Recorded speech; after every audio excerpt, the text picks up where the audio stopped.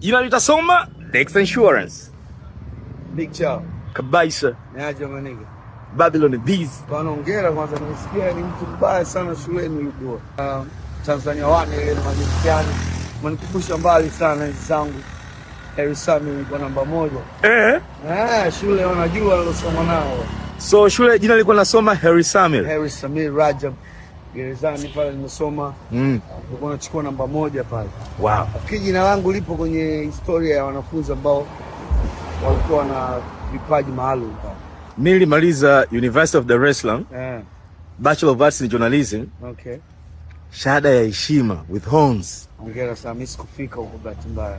PO Box Dodoma, jina nasoma Mr. Blue Kabaisa na Big Cha. Let's have a short walk, tutembe tembe hivi. No problem. Baisa. Wewe ni moja hapa. Tunakuhitaji.